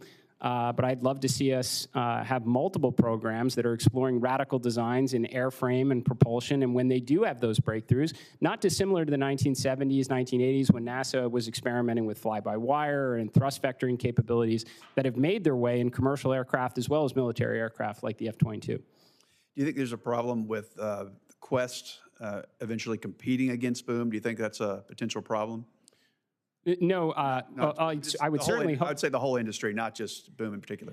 I'd certainly hope not, Senator. I actually don't think NASA's at its best when it's doing what industry is doing, because at that point, talent would naturally probably gravitate to industry where they get the advantage of, who knows, appreciating stock options and such. I think NASA should constantly be recalibrating to work on that near impossible, what no one else is doing, which is going to attract that kind of exciting technology.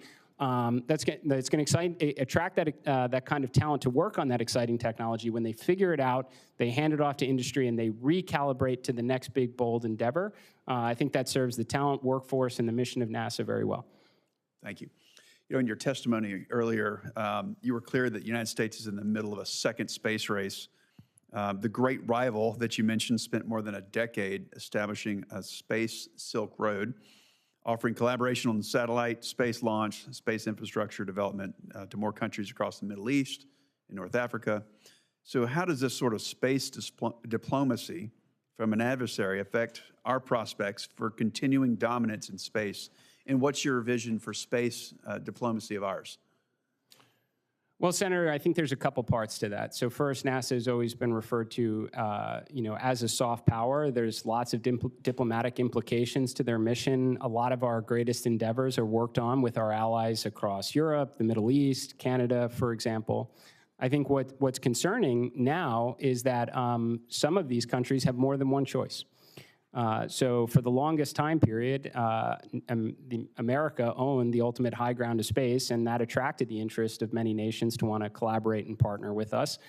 The Chinese do have their own space station now. They went from a single technaut in orbit approximately 20 years ago to having a space station where they're launching at an extraordinary cadence. So I think this is why there needs to be urgency to take a close look at NASA, what's going right, and do a lot more of that, and the things that are going wrong to clear those obstacles and paths so we can get back to doing, world-changing missions again. Yeah, sounds great. Thanks again for your time. Chairman? Thank you. Senator Lujan. Mr. Chairman, thank you so very much for that and for calling this hearing. Mr. Isaacson, welcome back to the Commerce Committee. I guess I'll just start out by simply asking, Mr. Isaacman, you believe in science? Of course, Senator. You support science? I do, Senator. You've conducted a lot of science experiments throughout not just your youth, but through your career, correct, sir? Yes, sir. I appreciate that. Now, a few of my colleagues have raised the concern about the nearly 50% cut to NASA's Science Mission Directorate, a directorate that is explicitly foundational to NASA's 1958 Congressional Charter. I think by the very nature of the number of questions that you're receiving today from colleagues about NASA, it shows the broad support for the science mission at NASA as well. Congress has already made clear that we rejected these cuts and will continue to fund the scientific missions that uphold NASA's statutory purpose. My question, yes or no, is do you agree that NASA has a statutory obligation under its founding charter to conduct and support Earth and space science for the benefit of the nation? Yes, sir. I appreciate that. Now, this is going great, Mr. Isaacson. Many of NASA's science programs are not commodities. You cannot run a value-added calculation on dual-use information that supports both science discovery and national security. Now, for example, these missions provide indispensable space weather data. We were chatting about that before. I appreciate my colleague reminding us all across America when we pull out our devices or we're depending on the simple services that we interact with every day that we're touching some of this and we depend on it. Like your friend, Mr. Musk, I would say some of the commercial actors, they depend on after solar activity has repeatedly disrupted their constellations as well. Now, NASA, Earth science assets also ensure GPS integrity, track environmental changes, everything you just described. U.S. military readiness, critically important, national security, the importance of this science directorate. So let me ask you directly, yes or no, will you execute the funds appropriated by Congress for NASA's critical science missions exactly as Congress has directed? Yes, sir. We will maximize the scientific value of every dollar that Congress affords the agency. I appreciate that very much. My last question is, while I didn't support the reconciliation bill that passed over the summer, there are pieces of it, particularly in NASA's section, that hold promise, and I appreciate the inclusion of them. For example, the NASA section funds a Mars telecommunications orbiter, specifically one that was proposed independently when NASA solicited its commercial industry for Mars sample return mission architecture from space. I see you nodding. You're very familiar with this, I imagine. Reasonably familiar, Senator. The orbiter would not only support future exploration missions, but most importantly, it would help support the critical comms relay needed for existing and future science missions like the Mars sample return.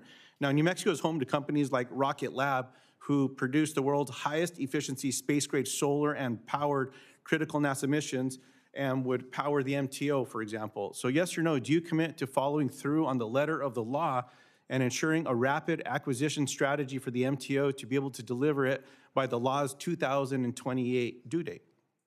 Senator, my commitment to you and all the other members is always to follow the law. As a space enthusiast, I am super excited about any activities that open up further science and discovery on Mars. Appreciate that very much. Thank you, Mr. Chairman. Thank you. Senator Klobuchar.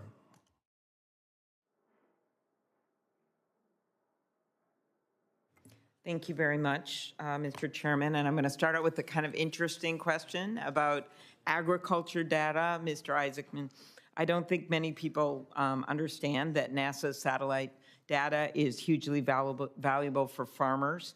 Programs like NASA Acres and NASA Harvest use satellite imaging to forecast production and monitor crop yields. I'm the ranking member on the Ag Committee, and I've introduced legislation called the Agriculture Innovation Act to strengthen that data collection. Could you talk about your plans to preserve and expand those types of monitoring programs, weather patterns and the like, and how you can better work with the Department of Agriculture? Sure, Senator. I appreciate the question.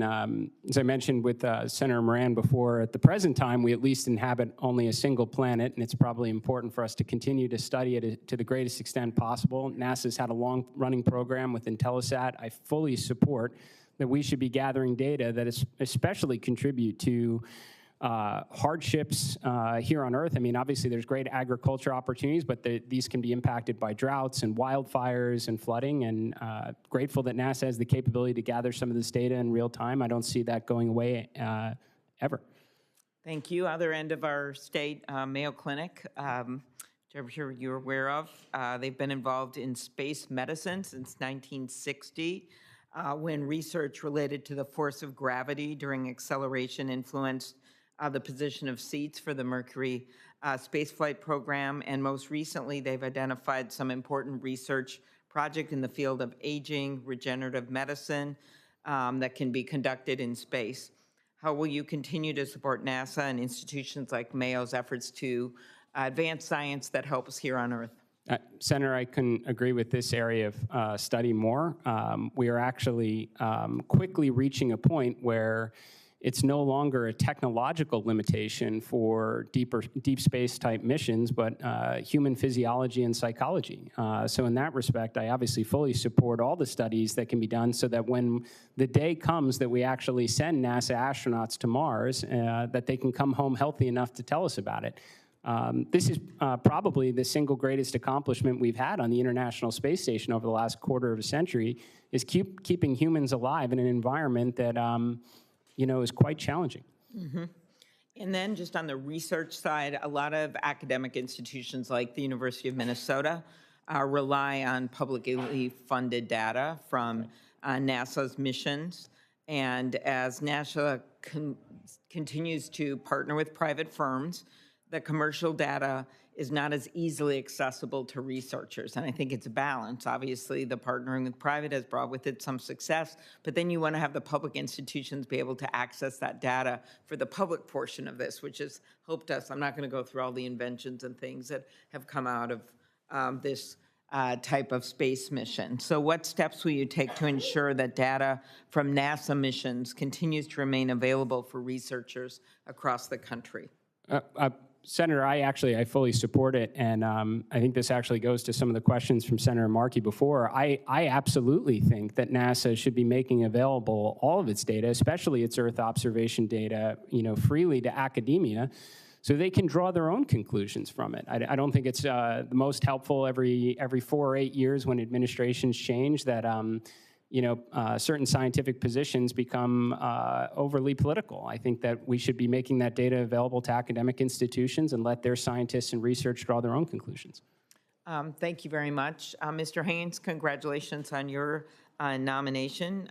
We have a lot of manufacturers in my state, a lot of them high-end robotics manufacturers. We do a huge amount of trade, not just in the ag area where we're fourth in the country for ag exports, but throughout our industries.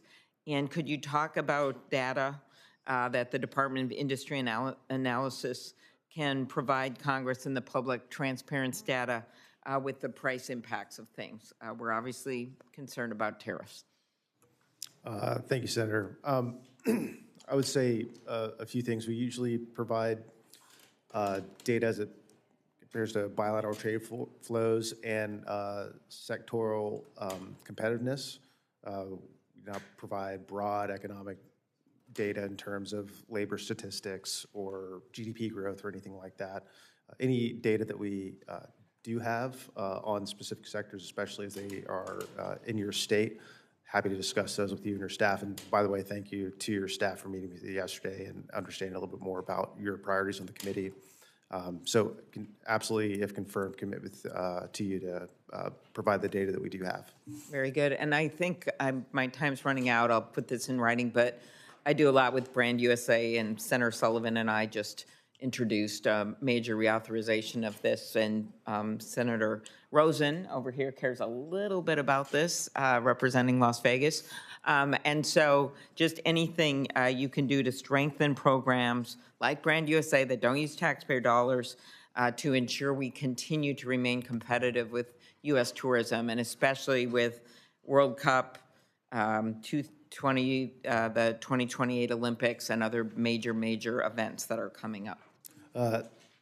Yes, ma'am, Senator, you absolutely have my commitment to do that. I have met with Fred Dixon and Brand USA multiple times. The Secretary's met with them multiple times, and we look forward to working with them in a collaborative effort to make sure that travel and tourism remains competitive.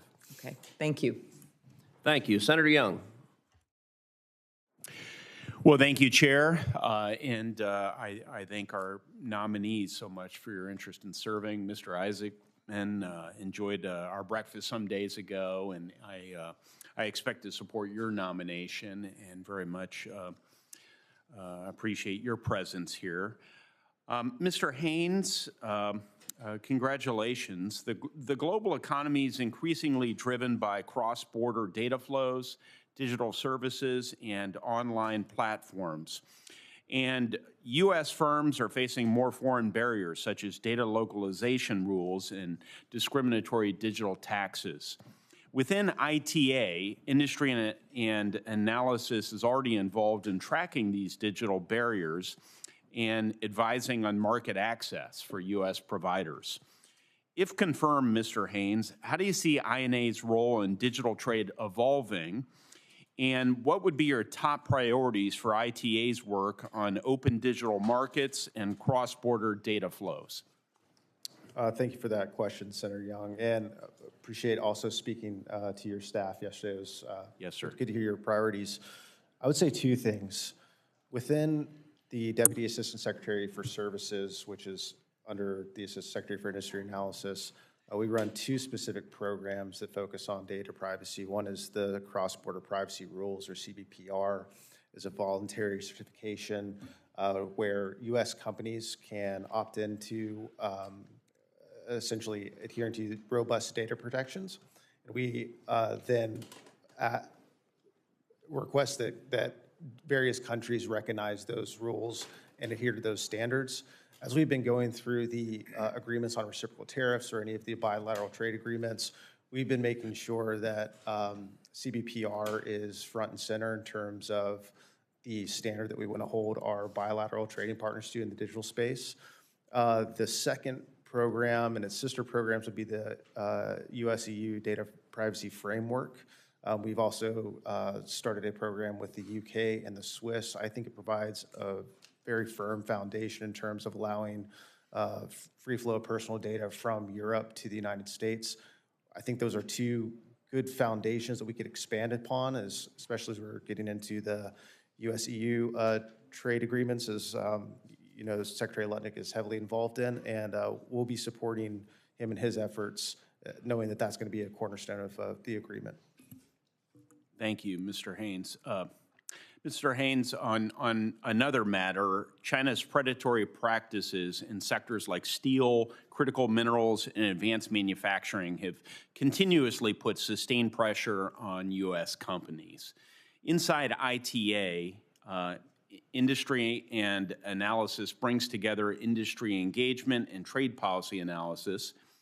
So it sees both what companies are experiencing and how the rules of the system are working in practice.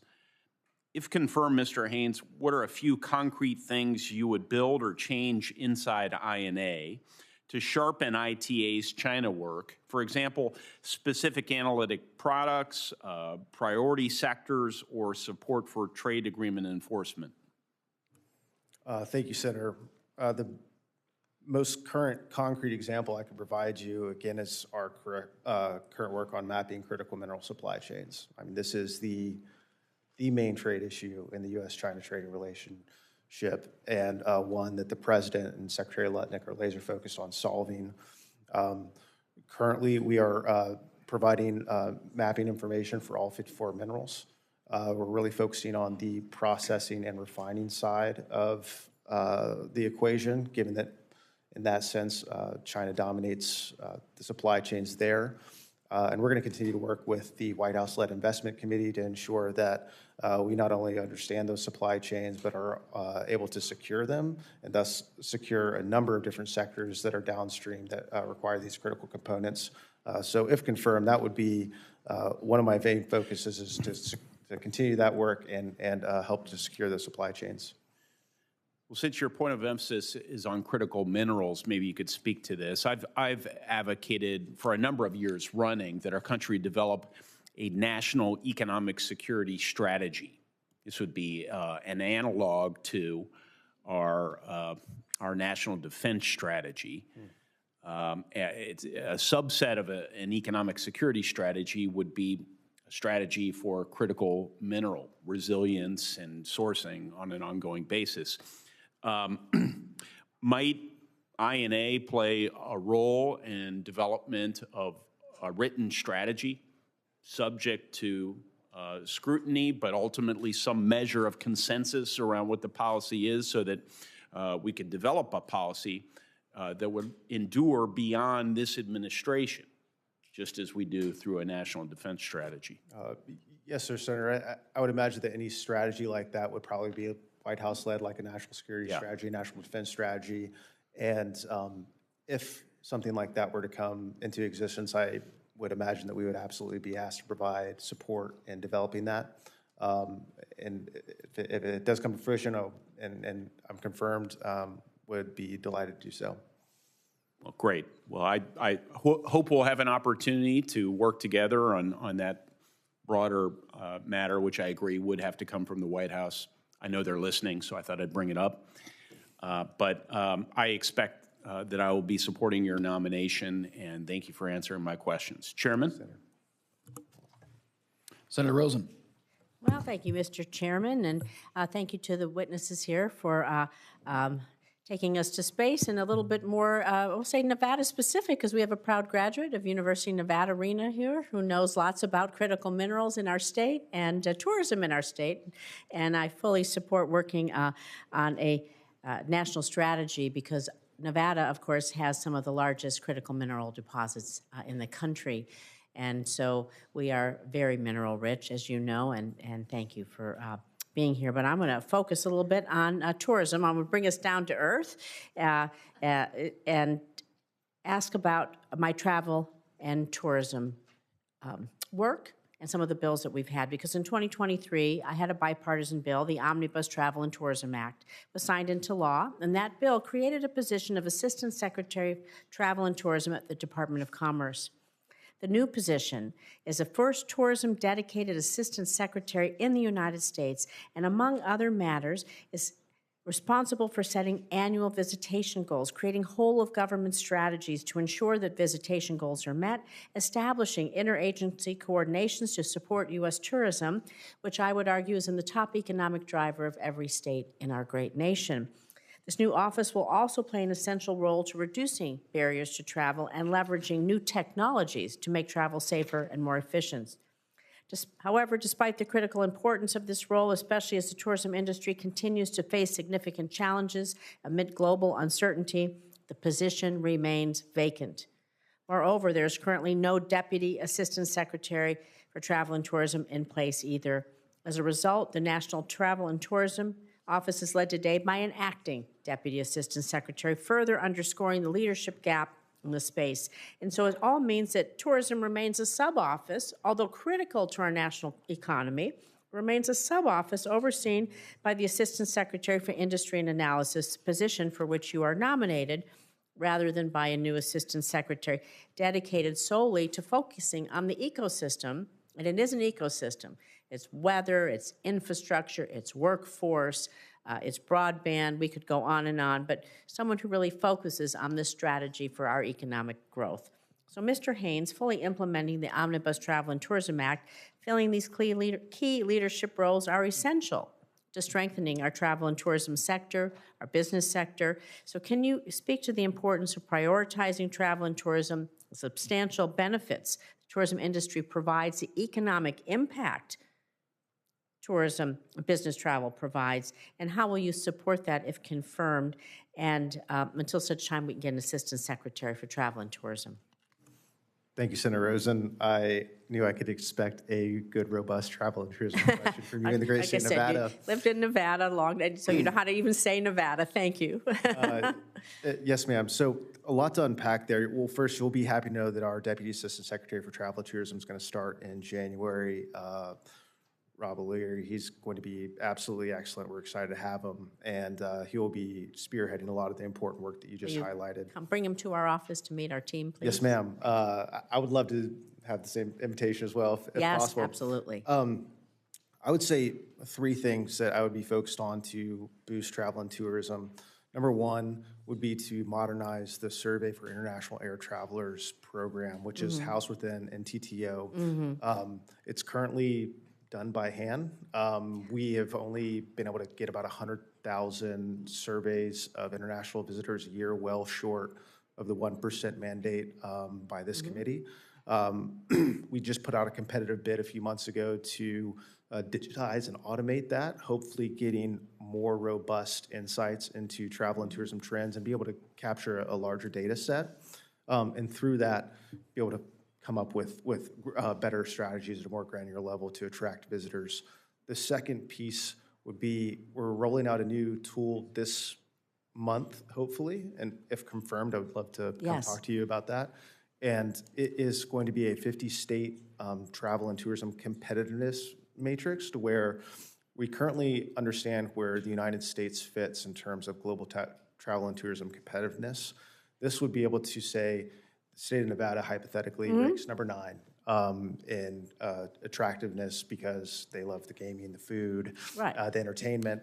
But international visitors thought the weather was bad, the infrastructure, just you name it, and be able to come up with concrete recommendations for every 50 state of how to increase their competitiveness as a travel and tourism destination. This is a program that we're very excited about, would like to roll out far and wide. I would look forward to collaborating with you on that, because we've been doing a lot of work on it over the last 6 or 7 years, and I have some significant input that might be helpful to you. And I welcome you coming, working with our team to make it as robust as possible, because there's a lot of pieces and parts that go into making places attractive. A lot of it's infrastructure.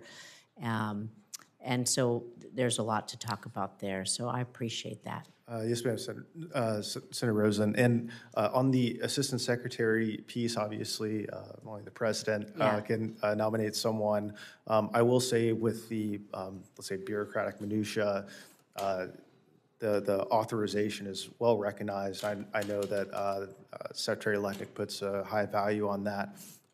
Still would need an appropriation to build it out. I think it's going to be about $3.5 million. We have appropriated the money in prior budgets. We're currently, our NTTO budget is about $7 million. $6 million of that is SIAT, and at least within the $56 million contract or budget within INA. I don't want to say there's no money in the banana stand, but I think we would be looking to a specific appropriation from CJS to build that out. Thank you. I see my time is up. I see Senator Capito there. Thank you. Mr. Isaacman, I'll submit my questions on microgravity and other things in all great space for the record. Thank you. Thank you. Thank you both for being here. And Mr. Haines, thank you for your willingness to serve. I think most of my questions are going to go to Mr. Isaacman, but so I didn't want you to take that as a slight in any form or fashion. So I have been a strong supporter of the growing West Virginia, we talked about this, West Virginia, Pennsylvania, Ohio space economy for many years, and believe that this region, perhaps best known for its energy and infrastructure prowess, has a unique opportunity to emerge as a leader in space energy and infrastructure. So, Mr. Isaacman, as someone who's built successful businesses in Pennsylvania, what role do you see for states like Pennsylvania, West Virginia, and Ohio working regionally that can share the space and technology attributes that are not in Texas, Alabama, Florida, California? I'm glad Senator Cruz is not here, in shaping the future of America's space ambitions. Senator, I really appreciate the question. Certainly, as a resident of Pennsylvania, I'd love nothing more than to see more of our students who graduate go in fields that are relevant to aerospace.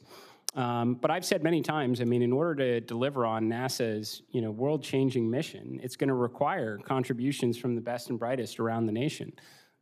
So all those states you mentioned before are certainly incredibly important. They have centers that are located in them that contribute greatly to NASA's mission. But we are going to need an incredibly growing workforce over the years that's going to come from across the nation. I like the answer of the Keystone Space Collaborative, which is what I was talking about. I think also when you have centers of excellence around and participating in the manufacturing or the technology or innovation, it inspires the next generation. You can have cooperative agreements, internships, and other things to get that next generation. I would note, yesterday I was sent a letter that was sent to the chairman and ranking member where numerous former astronauts spoke in favor of your nomination. I think when you and I spoke before, I spoke about one in particular that I have great admiration for, and I saw her name on the list, Peggy Whitson. So that's good enough for me. She is a remarkable astronaut woman and an inspiration to generations. And she came to West Virginia with me, and our young girls were just awestruck by her. So congratulations on securing that letter. That I think that goes a long way. I want to talk about IV&V. That is located in the Katherine Johnson it's not in Parkersburg, in Bridgeport. Katherine Johnson IV&V facility. As you know, this does the independent verification and validation. There's always this sort of looming threat that all of this is going to get privatized. I would certainly argue for that facility being very cost-effective, efficient, and the capabilities are tremendous there. I would like to talk to you about this in greater depth when your nomination is positively affirmed by this Senate. By looking to not outsource what they do, but to maybe grow that presence. And so would you be willing to work with me on this? Absolutely, Senator, and also very, very grateful that a astronaut Hall of Famer like Peggy signed the letter of support. It means so much, along with all the other 35 astronauts who signed it. I'm very interested in taking that visit, ma'am. Because I think in a world that we all envision someday in the future with lots of space stations and deep space missions, the reliance traditionally on mission control and hardware will diminish as we need to have more onboard decision-making and perhaps even the inclusion of AI onto some of our vehicles and even satellites, which will only increase the importance in terms of the integrity of the software. So I think it will obviously have a continuing role to support NASA, but perhaps many other agencies within the government as well. Good. Yeah, we've been trying to expand that. I would just very quickly, and this is not a short answer kind of question, but as we see the pursuit of our space program and others around the world, the Chinese in particular, to try to get back to the moon, there's a lot of discussion on power generation on the moon. And I don't know what your thoughts are here. I don't know if lunar surface power programs, I know it's talked about nuclear, but also solar. I mean, what are your ideas here, and how far along are we on this? Senator, so I love this topic, so I could far exceed our time here. So I want to offer up, I would welcome any opportunity to discuss further, but I'm very big in nuclear and space. I mean, there are numerous applications for it. There's propulsion applications with nuclear electric, nuclear thermal propulsion. There's surface power requirements. We're going to need surface power, for applications that don't have direct sun exposure. We're going to need surface power to likely manufacture propellant for missions to and from Mars, and certainly deeper space exploration missions where there's less solar effectiveness. So it's an area that I think is squarely within NASA's mission to be working on the near impossible, to do what no one else can do, and attract the talent that will want to work on exciting mini Manhattan Project-like programs. Thank you. Thank you both, and thank you both for your willingness to serve.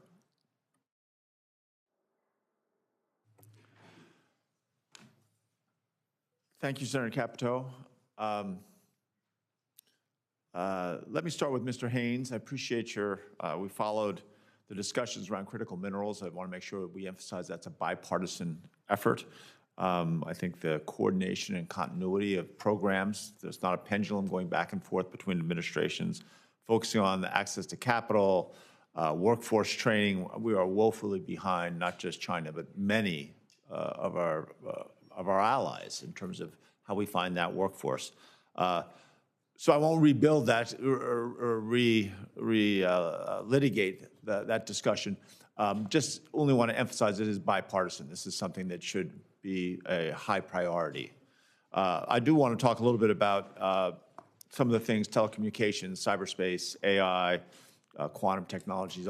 Colorado has a dense ecosystem there.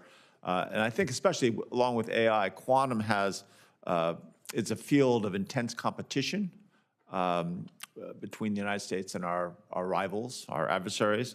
So as our capabilities mature in quantum sensing, quantum communication, computing, obviously, how can we ensure, how can you help ensure that our quantum technologies are only exported to trusted markets?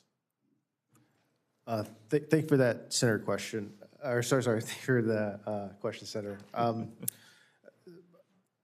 I would say the Assistant Secretary for Industry Analysis does not play an active role in export licensing policy. That's our colleagues at the Bureau of Industry and Security, or BIS.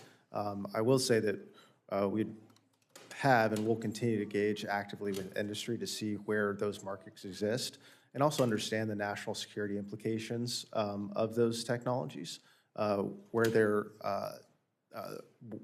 they rack and stack in terms of competitiveness with international competitors. And we could provide that information to the Bureau of Industry Security as they're making their licensing decisions, but we are not actively involved in any export licensing policies or decisions. Great, I appreciate that. And I think we've got a lot of work to do on there. Mr. Isaacman, we share the same bipartisan goal that the United States should be laser focused on returning American astronauts to the moon, reaching the next frontiers in space exploration. I think I'm still the only scientist in the Senate who's actually done provided peer-reviewed papers. Back in May, you answered some of our written questions. I thought this was very well stated, so I repeat it, that you want NASA to be a force multiplier for science, which I think is essential, launching more missions, more telescopes, more probes, more rovers. You also said that you can be expected to be a passionate advocate for science. You know, all of NASA's science and exploration missions, including both planetary and earth sciences, prioritizing these efforts is not about choosing one over the other, but rather identifying where the greatest breakthroughs are possible. Certainly now you're dealing with a budget issue that's fairly dramatic. So I wanted to see how you balance that. Can you confirm, you know, where you believe NASA's scientific and exploration missions, are they complementary, or do they end up becoming, because of budget issues, mutually exclusive? Well, Senator, first, I think the scientific side of NASA is just as important as human exploration, as is our work in aeronautics and technology development. I think that, as I mentioned to some of the other senators before, I understand earlier this year we had a presidential budget request. Of course, I do absolutely support the president in the goal of reducing the deficit and ensuring the nation's on good footing. But that said, a lot has changed since then. I mean, and this is something that if I am confirmed, I'd love to get my arms around, because we have been on a continuing resolution. I mean, earlier this year, I understood that perhaps even the Nancy Grace Roman telescope might launch under initial budget requests. I've since been informed that that is no longer the case. So simply put, Senator, I'd love to know where we stand today. But as I've told other senators, you know, in terms of dollars allocated from Congress, we will absolutely maximize the scientific value of every one of them. Sure, I appreciate that. And the Nancy Grace Roman telescope is a good example.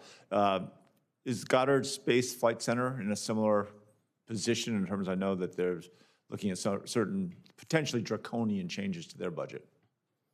I mean, Senator, I'm nothing more than I would. I mean, I would read the same things that other people do. If you ask me, I think Goddard is very important to spearheading the scientific efforts of NASA. Right, great. We agree. I appreciate that, and I do recognize is the difficult choices that tight budgets create for all of you, and I appreciate that. I'm out of time, even though now I'm left to be the chair. I think the compulsion is that I have to curtail my questions, but I have a couple more questions I'm going to submit in writing to you guys. And again, I appreciate both of your willingness to serve the country in these roles. So Mr. Isaacman and Mr. Haines, my last question, which I am not just allowed but required to ask of all nominees, if confirmed, do you pledge to work collaboratively with this committee to provide thorough and timely responses to this committee's requests and to appear before the committee when requested? Yes, Senator. Yes, Senator. I don't think NASA can accomplish its world-changing mission without the support of Congress. Right. Well, I think it has to be a close partnership, especially all the more so in these days of tight budgets. So thank you. I have literally dozens of letters of support from various organizations for both of your nominations. And we ask unanimous consent these letters be inserted into the hearing record without objection, so ordered. It's hard to have any objections when you control the room. Senators will have until the close of business on December 4th to submit additional questions for the record. The nominees will have until 11 a.m. on December 7th to respond to those questions. That's a pretty quick turnaround, but hopefully that doesn't put you in too difficult a position. That will conclude today's hearing. The committee stands adjourned.